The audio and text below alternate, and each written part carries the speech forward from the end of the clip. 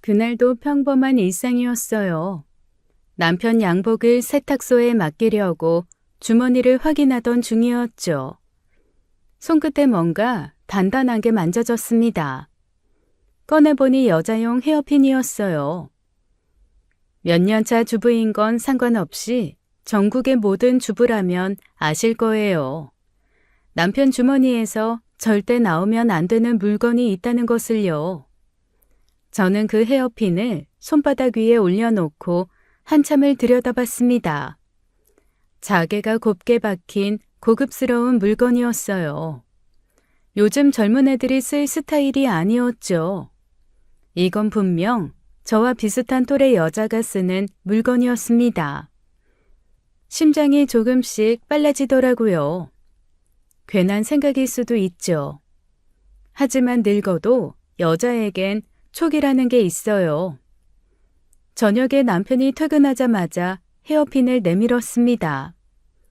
이거 당신 정장 주머니에서 나왔어. 예쁘네. 남편 얼굴이 순간 창백해지더라고요. 아, 그 표정은 평생 잊을 수가 없어요. 마치 예고 없이 세무조사 나온 사람 얼굴 같았죠. 그거 회사 직원이 흘린 것 같은데 사무실에서 주웠나 봐. 주웠나 봐? 주웠으면 주운 거지. 주웠나 봐는 뭔 말이야? 그리고 직원? 누가 이런 헤어핀을 쓰는데? 뭔 뜻이야? 주웠으니까 주머니에 있겠지. 걔가 발이 달렸냐? 그리고 뭘 그렇게 따져? 그냥 버려. 따지는 게 아니라 물어보는 거야. 이거 봐. 자개 세공이잖아. 젊은 애들 취향이 아닌데? 적어도 우리 또래가 쓰는 물건이라고. 당신 회사에 젊은 애들 뿐이 없잖아. 야, 요즘 젊은 애들도 그런 거 써. 레트로인가 뉴트로인가 뭔가. 뉴트로는 옛날 과자 다시 파는 거고, 이건 백화점 코너에서 파는 거야. 가격표 붙어 있으면 50은 넘게 찍혀 있을 물건이라고. 당신 회사에 이런 거 꽂고 다니는 여직원 있냐니까? 없으면 거래처 사람이겠지. 내가 그걸 어디서 주웠는지 일일이 기억해야 돼? 남편 목소리가 점점 커지더라고요. 구린 게 있는 사람들 특징이 있죠. 질문이 불편하면 화부터 낸다는 거요. 당신 지금 나 의심하는 거야? 헤어핀 하나 가지고 이 난리야. 피곤해 죽겠는데. 물어보는 것도 못해? 피곤해 죽겠으면 제대로 대답해. 진짜로 죽는 수도 있으니까. 아우 진짜 왜 이래? 내가 바람이라도 피웠냐? 헤어핀 하나 주웠다고 아주 잡아먹겠네. 내가 언제 잡아먹겠다고 했어? 왜? 잡아먹힐 짓이라도 했니? 나 지금 조용히 물어보는 거잖아. 그만해. 내가 알아서 주인 찾아갖다 줄게. 남편이 헤어핀을 낚아채더니 방으로 들어가 버렸습니다. 저는 거실에 혼자 남아 한참을 서 있었어요. 이상하더라고요. 저는 그날 밤 잠이 오지 않았습니다. 남편의 그 창백했던 얼굴이 자꾸 떠올랐죠. 그리고 화를 내던 그 목소리요. 뭔가를 숨기는 사람 특유의 날카로움이 있었습니다. 35년을 같이 산 사람이에요. 그 사람이 언제 거짓말하는지 저는 압니다. 제가 알고자 마음먹으면 다 알 수 있는 거죠. 며칠을 고민했어요. 의심은 혼자 품고 있으면 썩어서 굼습니다. 남편이 굼는 건 상관없는데 제 마음이 굼잖아요. 저는 직접 확인하기로 했어요. 남편 회사에 간식을 싸들고 찾아갔죠. 깜짝 방문이라는 건 원래 불시 점검 아니겠어요? 그런데 남편 자리가 비어 있더라고요. 젊은 여직원에게 물었습니다. 사장님 어디 가셨어요? 외근이에요? 네? 사장님 오늘 안 나오셨는데요? 안 나오셨다고요? 왜요? 네, 어제 갑자기 오늘 출근 안 하신다고 하셨어요. 혹시 어디 가신다는 말씀 없으셨어요? 그건 저희도 몰라요. 그냥 오늘 안 나오신다고만 하셔서요. 사모님께 말씀 안 하셨나 봐요. 아침에 분명히 넥타이 메고 나갔는데요. 출근한다며 현관문을 나섰는데요. 이 사람이 거짓말을 한 거였습니다. 저는 아무렇지 않은 척 웃으며 직원들에게 간식을 주고 회사를 나왔습니다. 엘리베이터 문이 닫히는 순간 주먹이 쥐어지더라고요. 남편에게 전화를 했지만 받지 않았어요. 박종혁이 말년에 고독사하고 싶구나. 저녁에 남편이 퇴근하듯 집에 들어왔습니다. 넥타이를 풀며 오늘 진짜 힘들었다고 하더라고요. 저는 어이가 없었어요. 힘들어? 나 오늘 당신 회사 갔다 왔는데. 뭐? 왜 갑자기? 직원들 간식 싸들고 갔지. 근데 당신 오늘 회사 안 갔대? 근데 뭐가 힘들었을까? 우리 같이 앉아서 뭐가 힘들었는지 얘기 좀 해볼까? 남편 손이 멈추더라고요. 넥타이가 반쯤 풀린 채로 공중에 걸려 있었죠. 그게 급한 미팅이 생겨서 거래처에서 갑자기 연락이 와서 바로 나갔어. 회사도 안 들르고 아침부터 저녁까지 미팅만 했다? 원래 그런 날도 있어. 사업하는 사람이 맨날 사무실에만 앉아있냐? 그럼 나한테 말을 해야지. 출근한다고 나가서 회사를 안 가면 내가 걱정되잖아. 밖에서 딴짓을 하는지. 뭔 소리야? 그리고 내가 하루 일정을 당신한테 일일이 보고해야 해? 알려줄 틈이 없었어. 아침에 갑자기 연락 온 거라니까. 갑자기 연락 와서 하루 종일 미팅하고 그게 힘들었다? 어디서 뭘 했는데? 거래처 사람 만났다고. 왜 이렇게 캐물어? 또 화를 내더라고요. 궁지에 몰린 사람은 늘 분노로 도망치죠. 그날 밤 남편이 잠든 후 저는 살금살금 핸드폰에 손을 뻗었습니다. 남편이 써온 패턴이 있었어요. 그런데 안 열리더라고요. 한 번, 두 번, 세 번 패턴이 바뀌어 있었습니다. 코웃음이 나왔어요. 숨길 게 없는 사람이 왜 비밀번호를 바꾸겠어요? 있으니까 바꾼 거죠. 바로 주차장으로 내려갔습니다. 남편 차 블랙박스를 확인하려고요. 어딜 다녔는지 영상에 다 찍혀 있을 테니까요. 그런데 최근 영상 목록이 텅 비어 있더라고요. 한 달치가 통째로 삭제돼 있었습니다. 우연히 3번 겹치면 그건 우연이 아니죠. 그렇게 의심의 씨앗이 자라던 어느 날이었어요. 요양원에서 전화가 왔습니다. 사모님, 아버님이 쓰러지셨어요. 지금 중환자실로 이송 중이십니다.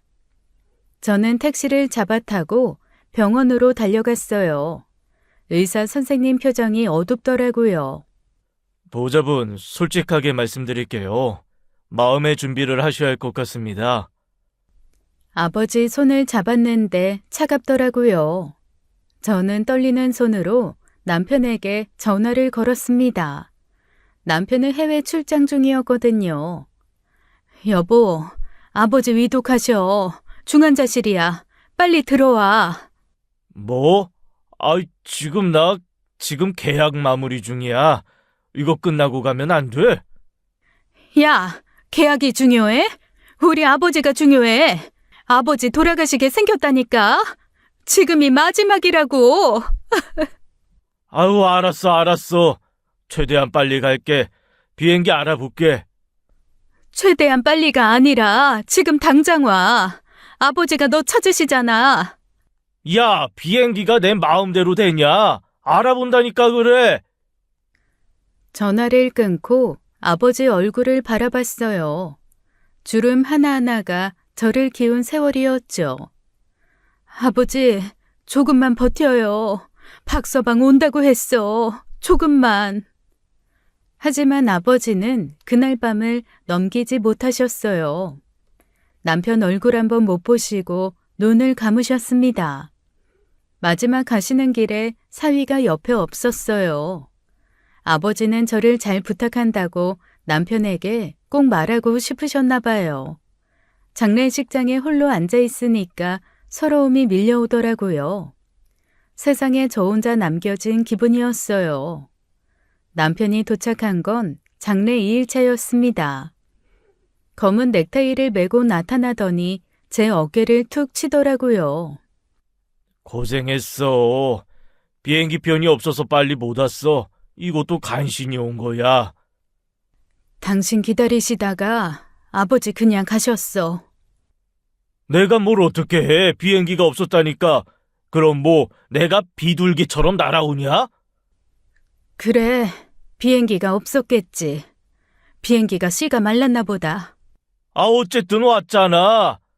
화내지 말고 잘 보내드리자. 저는 더 말하고 싶지 않았어요. 장례는 그렇게 끝이 났습니다. 그런데 문제는 지금부터 시작이었죠. 장례 다음 날이었어요. 오랜 지인에게서 전화가 왔습니다. 목소리가 조심스럽더라고요. 정수가, 나 할 말이 있는데 시기도 그렇고 너 기분 나쁠까봐 말을 못했어. 뭔데? 그냥 말해. 그게 아버님 돌아가시기 전날 있지? 그날 내가 은숙이랑 파주 프리미엄 아울렛에 갔거든. 파주? 그래서? 거기서 네 남편 봤어. 뭐? 처음엔 그냥 뭐 사러 왔나 보다 했지. 근데 아버님 장례식장에서 네가 그랬잖아. 남편 출장 갔다며.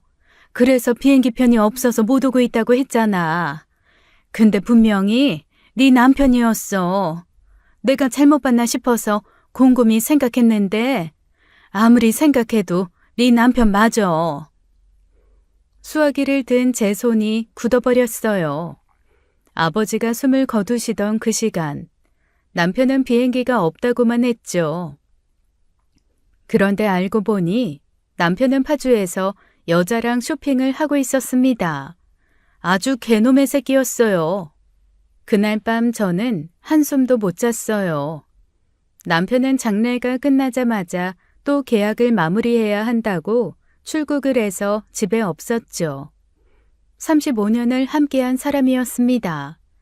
그 인간이 내 아버지 임종날 정체불명의 여자랑 쇼핑을 하고 있었어요. 제게 거짓말을 하고요. 새벽에 화장실에 갔다가 거울을 봤습니다. 눈이 퉁퉁 붓고 얼굴이 반쪽이 나 있더라고요. 처참했어요. 그 꼴을 보는 순간 정신이 번쩍 들었죠. 이정숙, 너 지금 뭐 하는 거야? 저런 쓰레기 때문에 네가 왜 울어? 요양원에서 전해준 봉투를 다시 꺼내 또 읽어보았습니다. 아버지가 제게 남긴 쪽지였어요. 그곳에는 이렇게 적혀 있었죠. 정수가, 아버지 먼저 가서 미안하다. 우리 딸 고생 많았다. 이젠 네 인생 살아라. 저는 그 자리에서 주저앉아 울었습니다. 울다 보니까 슬픔이 분노로 바뀌었어요. 눈물이 뚝 멈추더라고요. 뱃속에서 불덩이가 올라오는 것 같았죠. 아버지, 나 이제 내 인생 살게요. 날 배신한 그 인간 뼈를 발라버릴게요.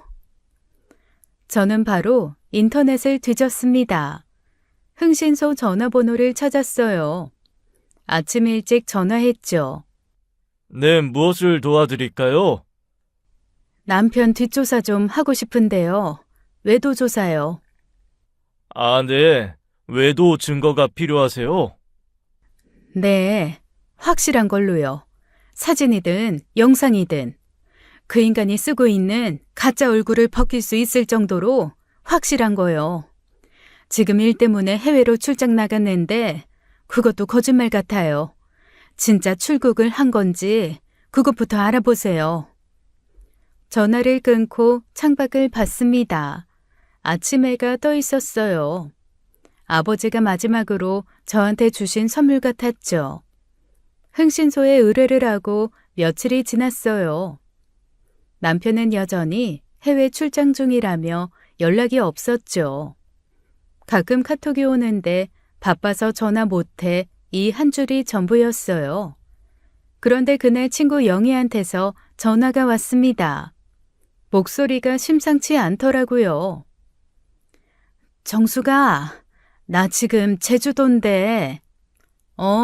아들 부부랑 여행 간다고 했지? 잘 놀고 있어? 야, 그게 지금 내가 여기서 노는 게 문제가 아니야. 나 방금 네 남편 봤다? 뭐? 제주도에서 네 남편을 봤다고. 미친놈. 해외 출장은 무슨? 나 지금 두 눈으로 똑똑히 봤어. 어떤 미친년이랑 같이 있더라. 역시나였어요. 해외 출장이 국내 불륜 여행이었던 거죠. 사진 찍었어? 아, 그게 미치겠어 진짜. 급하게 찍으려고 폰 꺼냈는데 하필 배터리가 나간 거야. 하필 그때? 응, 아침에 충전 안 하고 나왔거든. 아, 진짜. 그래서 급하게 우리 남편 폰 빌리려고 했는데 돌아서니까 네 남편이 사라진 거야. 둘이 어디 가기로 들어갔나 봐. 그래서 결국 못 찍은 거야? 못 찍었어. 아, 진짜 내가 그 순간 폰만 살아있었으면 확 찍어서 카톡으로 싸줬을 텐데 내가 다 억울해 죽겠다. 됐어. 네 잘못 아니야. 그 여자 어떻게 생겼어? 우리 또래였어. 근데 돈 좀 있어 보이더라. 옷도 비싸 보이고 머리도 깔끔하게 하고. 둘이 어떻게 다니던데? 팔짱 끼고 다니던데? 완전 다정하게. 신혼부부인 줄 알았다. 나 처음에 눈을 의심했다니까? 아니 저게 종혁이 아저씨 맞나? 했는데 맞더라고. 해외 출장이 제주도였구나. 비행기 타긴 탔네. 국내선으로. 야, 네 남편 진짜 미친 거 아니야? 장인 상치로인 지 며칠이나 됐다고 상간녀랑 여행이야. 그러게, 상복 벗자마자 여행 가방 쌌나 봐. 야, 이건 사람이 할 짓이 아니야. 나 진짜 눈앞에서 봤는데 열받아서 막 소리 질렀어. 며느리가 놀라서 기겁했다니까. 그래, 고마워. 알려줘서. 정수가, 너 괜찮아? 목소리가 너무 차분한데. 괜찮아. 예상한 일이야. 넌 신경 쓰지 말고 여행이나 즐겨. 전화를 끊고 바로 흥신소에 연락했습니다. 사모님, 마침 연락드리려던 참이었습니다. 우리 남편 지금 제주도에 있죠? 여자랑 같이. 네, 저희도 파악하고 있습니다. 현재 추적 중이에요. 증거는 언제 나와요? 사진은 찍었어요? 다음 주 중으로 정리해서 전달드리겠습니다. 확실한 증거 확보 중이니 조금만 기다려주세요. 전화를 끊었습니다. 손이 떨리더라고요. 분노 때문인지 기대 때문인지 모르겠어요. 드디어 그날이 왔어요. 흥신소에서 연락이 왔습니다. 사모님, 보고서 정리됐습니다. 메일로 보내드릴까요? 직접 받으시겠어요? 메일로 보내주세요. 지금 바로요. 전화를 끊고 노트북을 켰습니다. 손끝이 차갑게 얼어붙더라고요. 메일함에 새 메일이 떠 있었어요. 첨부 파일을 열어서 모두 프린트를 했습니다. 호텔 사진, 레스토랑 사진, 제주도 거리를 걷는 사진, 남편이 어떤 여자와 함께 찍힌 사진들이 프린트가 되어 줄줄이 나왔어요. 여자 얼굴이 잘 안 보여서 사진을 확대했습니다. 그 순간 심장이 바닥으로 꺼지는 것 같았어요. 여자 머리에 뭔가 반짝이는 게 보이더라고요. 자개 헤어핀이었습니다. 남편 양복 주머니에서 나왔던 바로 그 헤어핀이요. 손가락이 떨리면서 여자 얼굴을 확대했어요. 한 번, 두 번, 세 번. 확대할수록 등줄기에 찬물이 끼얹어지는 것 같았습니다. 아니, 이건 말이 안 되는데? 분명히 아는 얼굴이었거든요. 그런데 제가 상상도 못한 사람이었습니다. 세상이 한 바퀴 도는 것 같았어요. 저 여자는 우리 딸 시어머니였습니다. 안사돈 송경희 씨요. 프린터로 뽑은 사진들이 손에서 미끄러졌어요. 바닥에 사진들이 흩어졌습니다. 저는 믿을 수가 없어서 다시 주워들었어요. 아니야, 내가 잘못 본 거야. 닮은 사람이겠지. 세상에 얼굴 비슷한 사람 많잖아. 사진을 몇 번이고 들여다봤습니다. 하지만 볼수록 안사돈이 맞았어요. 상견례에서 이제 가족이 되었으니 잘 지내봐요 라고 인사를 하던 그 사람이요. 그 여자가 왜 내 남편이랑 호텔에 있어요? 마지막 장을 넘겼습니다. 그리고 저는 그 자리에서 굳어버렸어요. 남편과 안사돈 송경이가 입을 맞추고 있었습니다. 호텔 복도에서요. 둘이 서로 껴안고 키스를 하고 있었어요. 마치 세상에 둘만 존재하는 것처럼요. 위장이 뒤틀리더라고요. 구역질이 목까지 차올랐어요. 화장실로 뛰어가서 변기에 얼굴을 박았습니다. 토할 것도 없는데 계속 헛구역질만 났어요. 남편의 상간녀가 안사돈이라고요. 내 딸 시어머니가 내 남편을 가로챘다고요. 이게 대체 무슨 막장이에요. 거실로 돌아와서 그 자리에 주저앉았습니다. 바닥에 흩어진 사진들이 시야에 들어왔어요. 그 얼굴이 저를 조롱하는 것 같았죠. 이 미친 것들이 둘이 작당을 하고 있었어? 아니, 아무리 그래도 이건 아니지. 35년 같이 산 남편, 내 딸을 며느리로 삼은 안사돈. 이 둘이 내 등 뒤에서 이러고 있었습니다. 바람이 나도 이 여자와 나면 안 됐어요. 자기 딸 인생도 망치는 행동 아닙니까?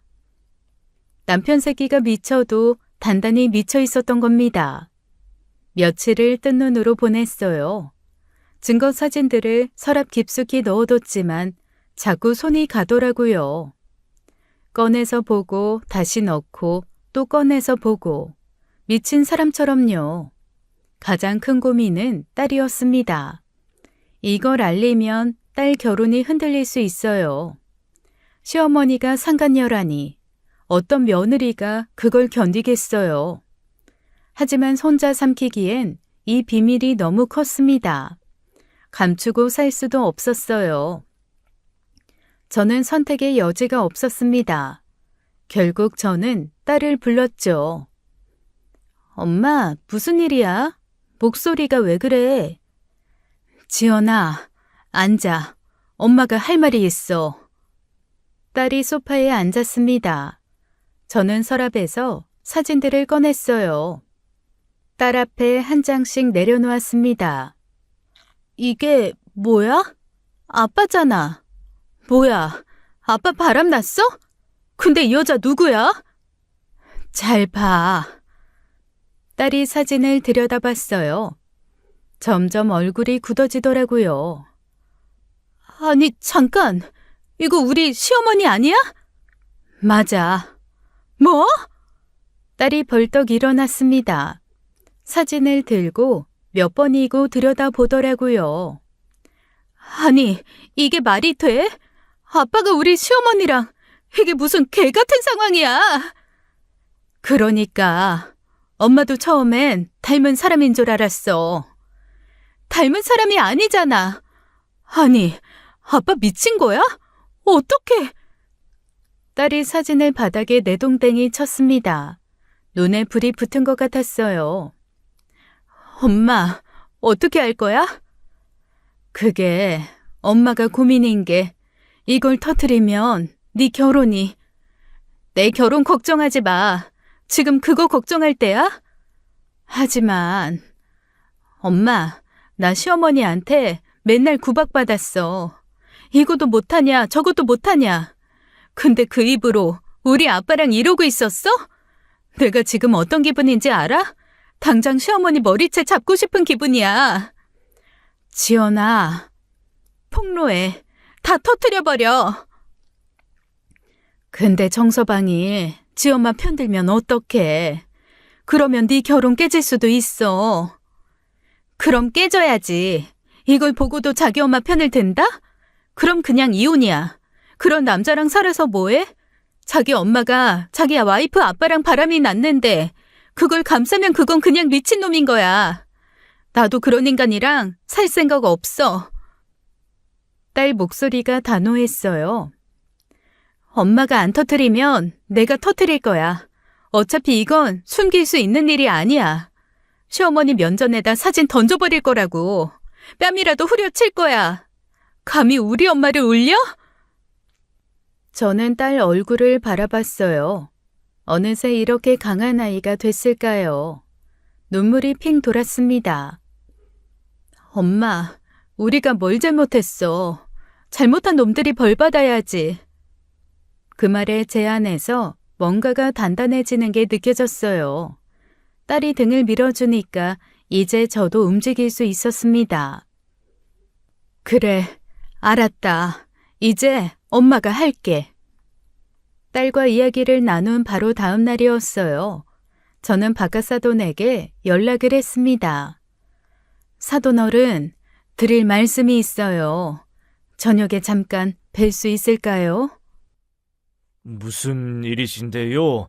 목소리가 심상치 않으시네. 전화로는 못 드릴 말씀이에요. 만나서 얘기하시죠. 카페에서 만났습니다. 박하사돈이 먼저 도착해 있더라고요. 저는 인사도 짧게 하고 바로 본론으로 들어갔어요. 사돈, 마음 단단히 드세요. 대체 무슨 일인데 이러세요? 저는 가방에서 사진들을 꺼냈습니다. 테이블 위에 한 장씩 내려놓았어요. 박하사돈 얼굴이 점점 굳어지더라고요. 이게 뭡니까? 보시는 대로예요. 제 남편하고 안사돈이에요. 아니, 이게 무슨, 이거 합성 아닙니까? 흥신소 통해서 받은 거예요. 합성 아니에요. 박하사돈이 사진을 집어들었습니다. 손이 부들부들 떨리더라고요. 이 여자가 내 마누라라고요. 진짜 우리 경희가 맞아요? 맞아요. 저도 처음엔 믿기 싫었어요.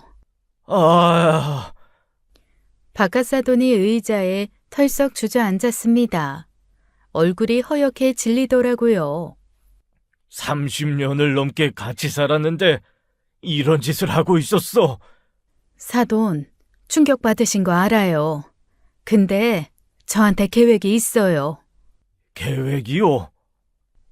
오늘 저녁에 두 사람이 만나기로 한 레스토랑이 있어요.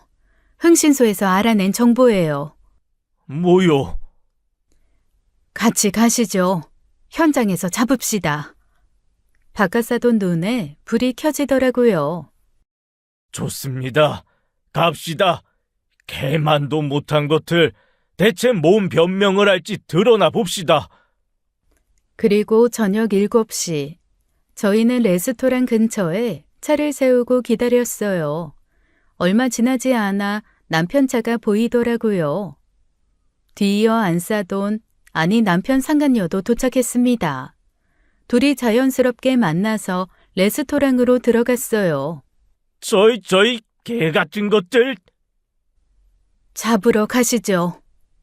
우리는 레스토랑 안으로 들어갔습니다. 구석 테이블에 둘이 마주 앉아 있더라고요. 와인잔을 기울이며 웃고 있었어요. 제 아버지 장례 때 비행기가 없다던 인간이요. 여보, 식사 맛있어? 남편이 고개를 돌렸습니다. 저를 보더니 와인잔을 든 채로 굳어버리더라고요. 아이고, 어떻게 여기. 송경이, 너 이게 뭐 하는 짓이야? 상간녀 얼굴이 새하얗게 질렸어요. 여보, 이게 아니라 난 사돈 어린이랑. 뭔 개소리야? 여기서 뭐 하는 거야, 이 정신 나간 여편네가? 아이, 사돈, 진정하시고, 저희는 애들 문제로. 닥쳐! 넌 입 열지 마. 애들? 콱! 와인병으로 머리를 깨버릴까 보다. 어디서 그 입으로 애들을 입에 올려? 레스토랑이 조용해졌어요. 손님들 시선이 전부 우리 테이블로 쏠리더라고요. 아버지 돌아가실 때 비행기 없다고 했지? 그런데 파주에서 인연이랑 쇼핑하고 있었더라. 이 멍청한 거사. 바람이 나도 하필 네 아들 장인하고 바람이 나냐? 네가 동네 똥개냐? 여보, 나는. 할 말은 집에 가서 해. 나도 참고 있으니 당장 일어나. 사람 많은 곳에서 더 추해지지 말고. 남편이 슬금슬금 자리에서 일어나려 했어요. 슬쩍 도망가려고 하더군요. 야, 박종혁, 넌 어디가? 넌 나랑 집에 가. 할 얘기가 산더미야. 집으로 돌아오는 길은 고요했어요. 백미러로 남편 차가 따라오는 게 보이더라고요.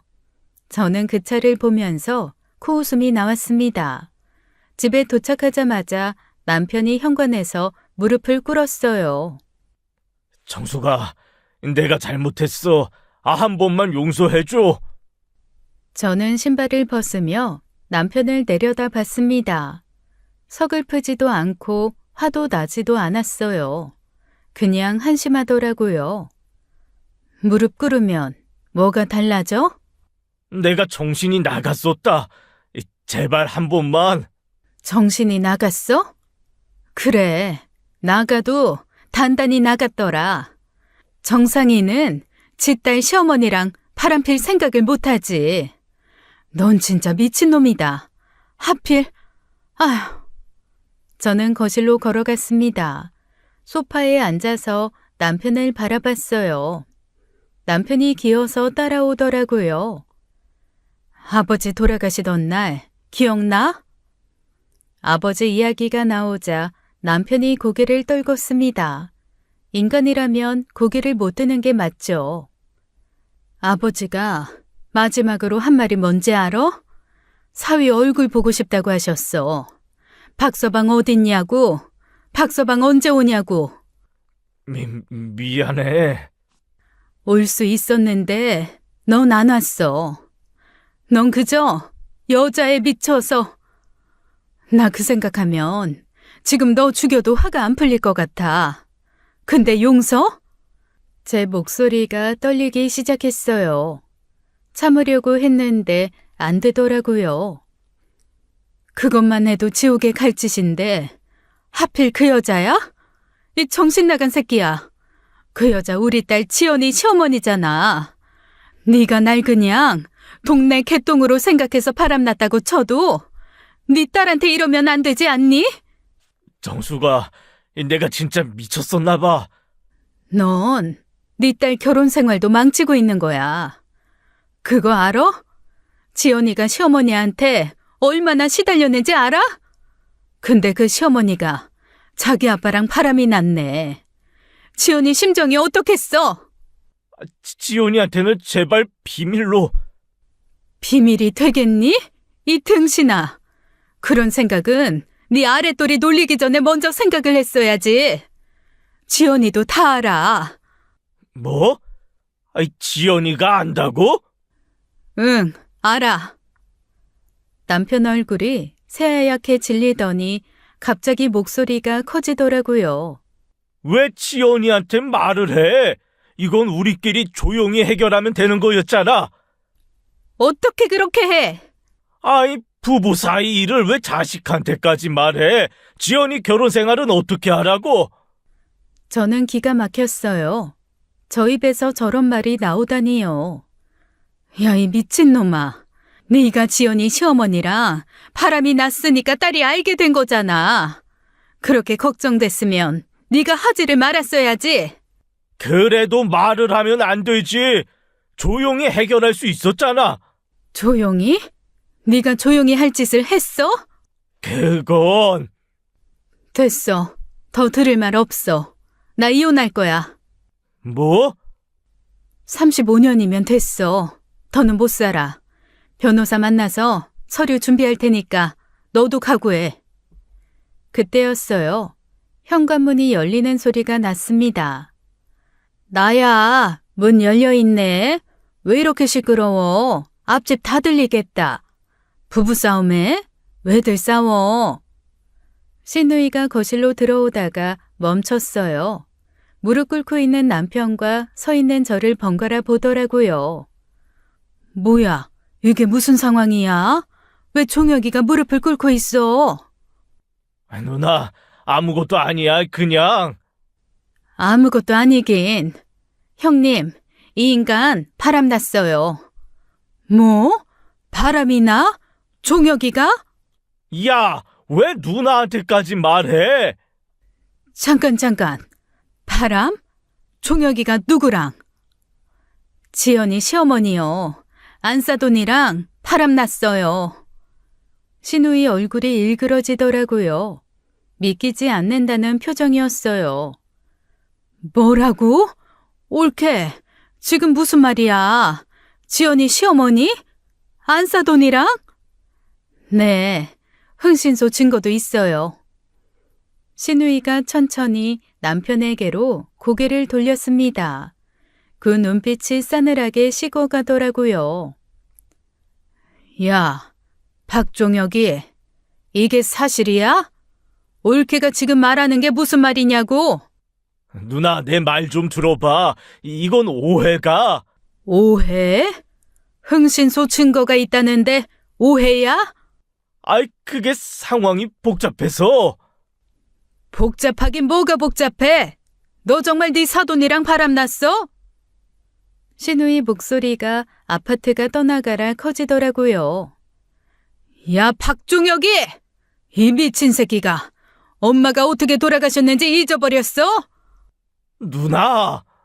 아버지 바람 피워서 엄마가 얼마나 속 썩었는지 몰라? 그러다 암 걸려서 돌아가셨잖아. 네가 그걸 다 지켜봤으면서. 아이, 누나, 그건. 그걸 다 보고도 똑같은 짓을 해?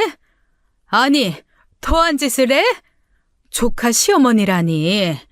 네가 어떻게 가족들 등에 칼을 꽂아?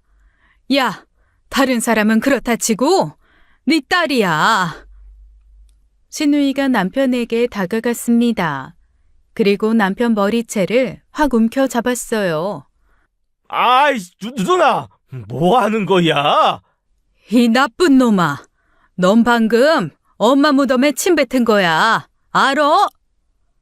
신우이가 남편 머리채를 잡고 흔들었어요. 어찌나 세게 잡아서 흔들었는지 남편은 이리저리 넘어지고 결국 머리카락이 한 움큼 뽑혀나가더라고요. 아이, 놔! 엄마가 아버지 바람기 때문에 노란 위액만 토하다가 눈도 못 감고 가셨어. 근데 네가 똑같은 짓을 해? 이 정신 나간 놈아! 신우이가 남편 뺨을 후려쳤습니다. 찰싹. 연달아 계속 때리더라고요. 남편이 손으로 막으면서 뒤로 물러났습니다. 그러다가 너무 아픈지 결국 현관으로 도망치듯 뛰어갔어요. 신발도 제대로 못 신고 나가더라고요. 야, 어딜 도망가? 야, 박종혁! 이리 안 와? 쾅! 현관문이 닫혔습니다. 신우이가 거친 숨을 몰아쉬더라고요. 손에 남편 머리카락이 한 움큼 들려 있었어요. 신우이가 거친 숨을 몰아쉬더니 바로 전화기를 꺼냈어요. 아주버님께 전화를 거는 거였어요. 신호음이 2번 가더니 연결이 됐습니다. 오빠, 나야. 지금 올케네 집인데 종혁이가 사고 쳤어. 전화기 너머로 아주버님 목소리가 작게 들렸어요. 돈 사고 아니고 이 새끼가 바람이 났어. 그것도 조카 시어머니랑. 그래, 옳게 안 사돈이랑. 전화기 넘어가 조용해지더라고요. 그리고 몇 초 후, 제게도 아주버님 목소리가 들릴 정도로 쩌렁쩌렁 전화 목소리가 울렸죠. 지금 뭐라고 했어? 그 새끼 미쳤어? 지금 종혁이 어딨어? 몰라, 방금 도망갔어. 내가 좀 팼거든. 미친놈이 집안 망신을 시켜도 이렇게 시켜? 전화가 끊어졌습니다. 신우이가 전화기를 내려놓으며 저를 바라봤어요. 옳게, 미안해. 형님 잘못 아니에요. 우리 엄마도 참다가 돌아가셨어. 아버지 바람기 때문에 평생 속 썩다가 결국 암 걸렸거든. 그러니까 옳게는 절대 참지 마. 참으면 병돼. 나쁜 놈은 쳐내야 해. 신우이가 제 손을 꼭 잡았어요. 이혼해. 변호사 좋은데 알아봐 줄게. 종혁이 재산 다 뺏어서 이혼해. 고마워요, 형님. 신우이가 돌아간 후 저는 멍하니 앉아 있었어요. 이게 현실인가 싶더라고요. 그렇게 몇 시간이 지났을 때였습니다. 낯선 번호로 전화가 왔어요. 박종영 씨 보호자분 되시죠? 여기 용산 경찰서인데요. 네? 경찰서요? 남편분이 폭행 피해를 당하셔서 지금 경찰서에 계십니다. 오셔야 할 것 같아요. 무슨 일인가 싶어 경찰서로 갔습니다. 도착하니까 남편이 의자에 앉아 있더라고요. 얼굴이 엉망이었어요. 눈 주위에 시퍼런 멍이 들었고 코에는 휴지를 틀어막고 있었죠. 그리고 옆에 아주버님이 앉아 계시더라고요. 팔짱을 끼고 씩씩거리고 계셨어요. 박종영 씨 아내분이시죠? 이분이 남편분을 찾아가서 폭행을 하셨어요. 아, 아주버님. 아주버님이 벌떡 일어나셨어요. 재수씨 미안해요. 근데 이놈을 그냥 둘 수가 없었어. 엄마가 어떻게 살았는데 그걸 다 보고도 똑같은 짓을 해? 형, 나도 할 말이. 닥쳐 이 개새끼야. 넌 경찰이 안 말렸으면 오늘 죽었어 이 새끼야. 한 번만 더 그 아가리 열어봐. 아주 내가 턱주가리를 쪼개줄 테니까. 진정하시고요. 일단 고소는 안 하신다고 하니까 오늘은 훈방 조치하겠습니다. 아무리 속이 상하셔도 말로 하세요. 남편이 저를 힐끗 보더라고요. 눈치를 보는 게 역겨웠어요. 정수가, 나 집에. 오지 마. 집에 발들이는 순간 나도 너 어떻게 할지 몰라. 그냥 꺼져. 어디 가서 접신물에라도 코 박고 확 되져버려. 남편 얼굴이 굳었습니다. 하지만 저는 돌아서서 경찰서를 나왔어요. 뒤에서 남편이 뭐라고 하는 것 같았지만 듣지 않았습니다. 경찰서에서 나온 후 집으로 돌아왔어요. 가장 먼저 딸에게 전화를 했습니다. 지연아, 엄마 다 터뜨렸어. 넌 괜찮아? 엄마, 나는 괜찮아. 엄마가 더 걱정이지. 정서방은 어때? 거기도 소식 전해졌는데 그 일 때문에 너한테 뭐라고 안 해? 세준이? 그 사람 완전 내 편이야. 엄마 편이고.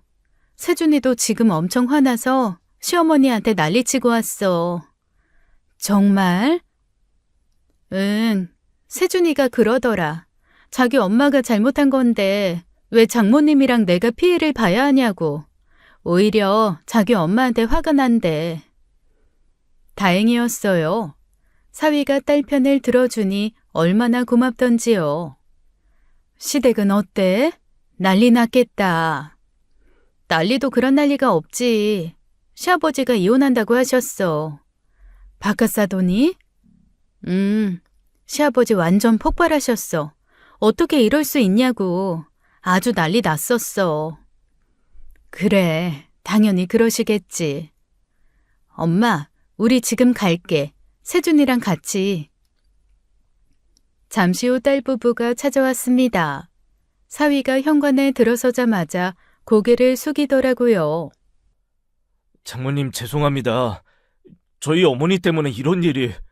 정서방, 고개 들어. 이게 네 잘못이니? 그래도 제 어머니가... 네 어머니 잘못이지. 네 잘못 아니야. 자식이 부모 죄 대신 사과할 필요 없어. 그리고 자네 장인도 똑같이 미친놈이지.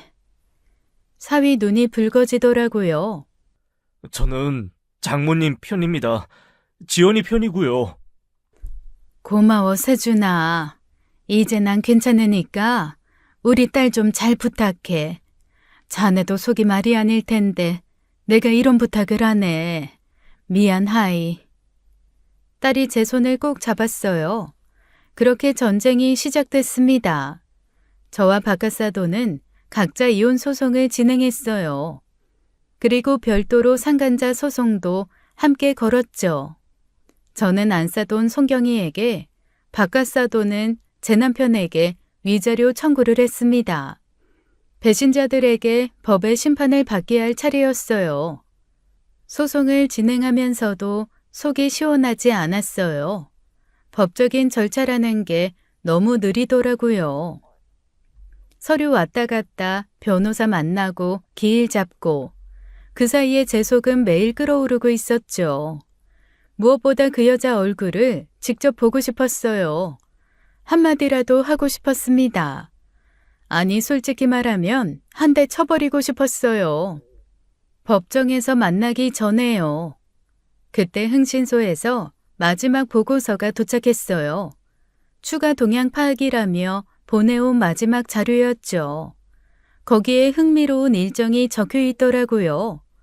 대상자 송경이, 금주 토요일 오후 5시 땡땡 연회장, 고교 동창회 참석 예정. 저는 그 문장을 몇 번이고 읽었어요. 동창회라. 입꼬리가 올라가더라고요. 토요일이 됐습니다. 저는 말끔하게 차려입고 동창회 장소로 향했어요. 연회장 앞에서 잠시 숨을 고르고 문을 열었습니다. 안에는 중년 남성 여성들이 50여 명쯤 모여 있더라고요. 웃고 떠들며 옛 친구들과 인사를 나누고 있었죠. 송경희 씨가 한쪽 테이블에 앉아 있는 게 보였어요. 머리에 그 자개 헤어핀을 꽂고 있더라고요. 이혼 소송과 상간녀 소송이 걸려 있으면서도 티도 안 내고 밝게 웃고 있었습니다. 저는 그 모습이 더 역했어요. 피해자들은 속에 천불이 나고 있는데 가해자들은 늘 저런 식이었죠. 저는 똑바로 걸어 들어갔습니다. 누군가가 저분 누구야 하고 물었지만 신경 쓰지 않았어요. 안녕하세요, 여러분. 웅성거림이 조용해졌어요. 모두의 시선이 저한테 쏠렸습니다. 제가 누군지 궁금하시죠? 저는 여러분 동창은 아닙니다. 그러니까 절 기억해내시려고 노력하지 마세요. 저는 저기 앉아 계신 송경희 씨 사돈이에요. 아, 이제 곧 전사돈이 되겠네요.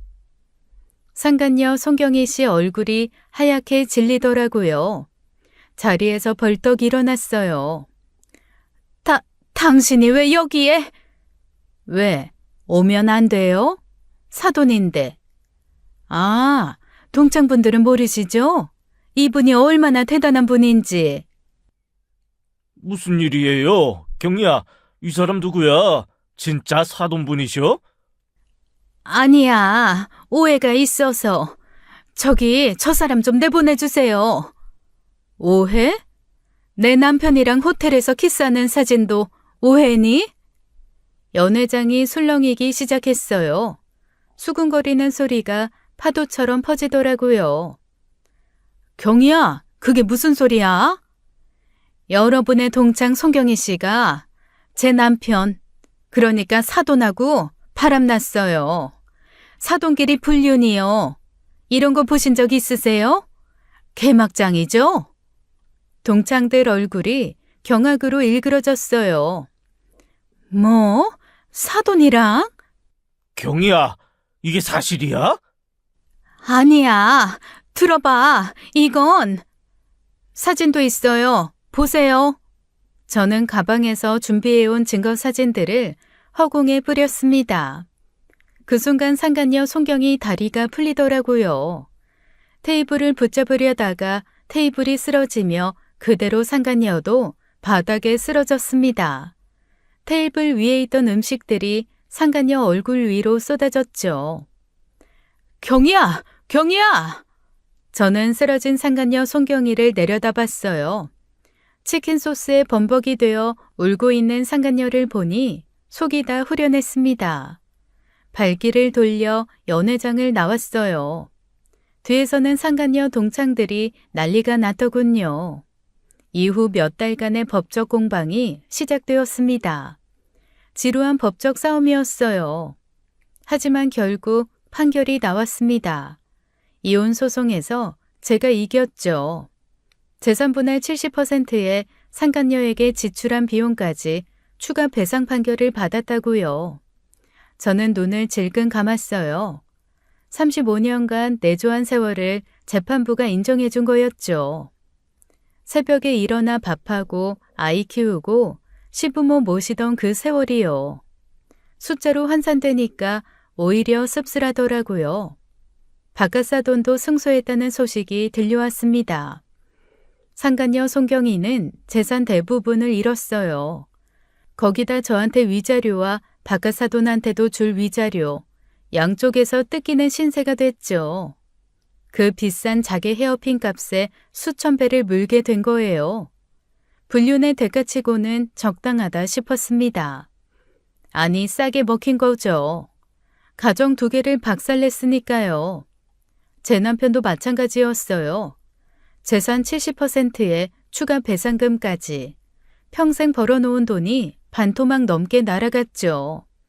아랫돌이 잘못 놀린 대가가 이 정도면 싼 거라고 생각했습니다.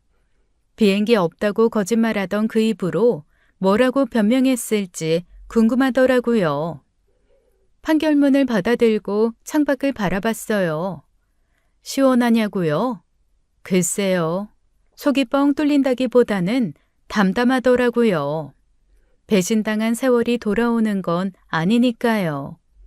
다만 한 가지는 확실했어요. 아버지가 돌아가시던 날 상간녀와 뒹굴던 그 인간은 이제 제 남편이 아니었습니다.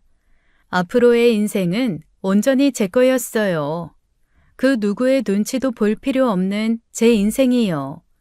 이혼이 확정되고 몇 달이 지났어요. 어느 날 신우이에게서 전화가 왔습니다. 올케, 종혁이 소식 들었어? 아니요, 관심도 없어요. 왜요? 그놈이 완전히 망했어. 회사도 넘어갔대. 회사요? 재산 다 뺏기고 배상금 물다 보니까 매일 술만 찾았나 봐. 그러다 결국 부도 났대. 자업자득이죠 뭐. 지금 어디 사는지도 모르겠어. 연락도 안 되고 오빠도 영 끊었거든. 그럼 됐네요. 제 인생에서 사라져줘서 고마울 따름이에요. 근데 올케, 조심해. 그놈이 이상해졌다는 얘기를 들었어. 술 처먹고 다 올케 탓이라고 떠들고 다닌대. 제 탓이요? 웃기네. 자기가 저지른 일인데. 그러니까 말이야. 요즘 정신이 온전한 것 같지가 않아. 어쨌든 밤에 조심하고 다녀. 그것 때문에 연락한 거야. 네, 알겠어요, 형님. 고마워요. 저는 대수롭지 않게 전화를 끊었어요. 전 남편이 뭐라든 이제 상관없었거든요. 제 인생에서 지운 사람이니까요. 그리고 이틀 뒤 밤이었습니다. 문화센터에서 수업을 듣고 늦게 귀가하는 길이었어요. 아파트 단지 입구에서 누군가 서 있는 게 보이더라고요.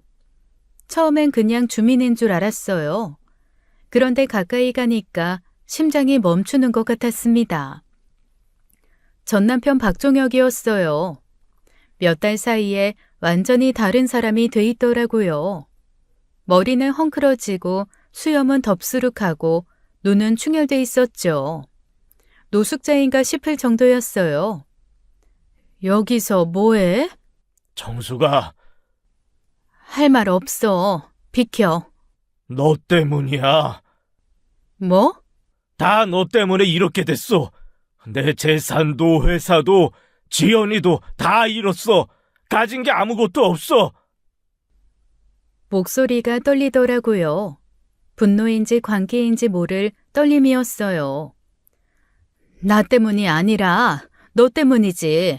내가 뭘 어쨌다고? 정확하게는 네가 아랫돌이 잘못 놀려서 그런 거잖아. 뭐? 사돈이랑 바람 피운 건 너야. 내가 아니야. 네가 한 짓이 돌아온 거라고. 전 남편 얼굴이 일그러지더라고요. 가로등 불빛 아래서 그 표정이 섬뜩하게 보였어요. 닥쳐. 네가 조용히 있었으면 아무 일 없었어. 조용히? 바람 피운 사람이 배째라는 거야? 참 뻔뻔하네. 인연이. 전 남편이 갑자기 달려들었어요. 그 순간 품에서 뭔가를 꺼내는 게 보였습니다. 가로등 불빛에 번쩍이는 게 있더라고요. 흉기였어요. 저는 본능적으로 비명을 질렀어요. 사람 살려요! 몸을 돌려 뛰기 시작했습니다. 심장이 터질 것 같았어요. 뒤에서 발소리가 쫓아오더라고요. 어딜 가 있냐나. 전 남편에게 팔이 확 잡혔어요. 뒤로 넘어질 뻔했습니다. 전 남편이 저를 끌어당기더라고요. 눈이 완전히 돌아가 있었어요. 술 냄새가 진동했습니다. 너만 없었으면, 너만 조용히 있었으면 이렇게 안 됐어. 놔! 저는 발버둥을 쳤어요. 가방이 열리면서 안에 있던 물건들이 쏟아졌습니다. 그때 손에 뭔가가 잡히더라고요. 호신용 스프레이였어요. 신우이에게 연락을 받고 혹시 몰라 제 것과 딸 것을 사두었죠. 그때는 쓸 일이 있겠냐고 웃었는데 결국 이렇게 되었네요. 저는 그걸 꽉 쥐고 전 남편 얼굴에 뿌렸습니다. 아이씨. 전 남편이 눈을 감고 비명을 질렀어요. 저를 잡았던 손이 풀리더라고요. 저는 그 틈에 뒤로 물러났습니다. 그때 누군가 소리치는 게 들렸어요. 야, 거기 뭐 하는 거야? 저 사람 흉기 들었어. 경찰 불러. 지나가던 사람들이 달려오고 있었어요. 전 남편이 눈을 비비며 주위를 둘러보더라고요. 사람들이 몰려오는 걸 보더니 갑자기 도망치기 시작했어요. 저는 그 자리에 주저앉았습니다. 다리에 힘이 풀려서 서 있을 수가 없었거든요. 그때였어요. 끼익 쾅! 둔탁한 소리가 들렸습니다. 고개를 돌리니까 전 남편이 도로에 쓰러져 있더라고요. 트럭 한 대가 급정거해서 서 있었어요. 급히 도망을 가려던 전 남편이 신호도 안 보고 뛰어들었던 거죠. 트럭 운전사가 차에서 내려 머리를 감싸주더라고요. 119 불러, 빨리. 경찰도요. 저 사람 흉기 있었어요. 저는 멍하니 그 광경을 바라봤어요. 도로 위에 널브러진 전 남편. 피가 번지고 있었지만 움직이지 않더라고요. 35년을 함께 산 사람의 최후가 이런 건가 싶었어요. 잠시 후 경찰차와 구급차가 도착했습니다. 구급대원들이 전 남편을 들것에 실었어요. 경찰이 제게 다가왔습니다. 괜찮으세요? 다친 데는 없으시고요. 네, 저는 괜찮아요. 저 남성분이 흉기를 들고 위협했다고요. 네, 제 전 남편이에요. 경찰 표정이 굳어지더라고요. 나중에 알게 된 사실이었어요.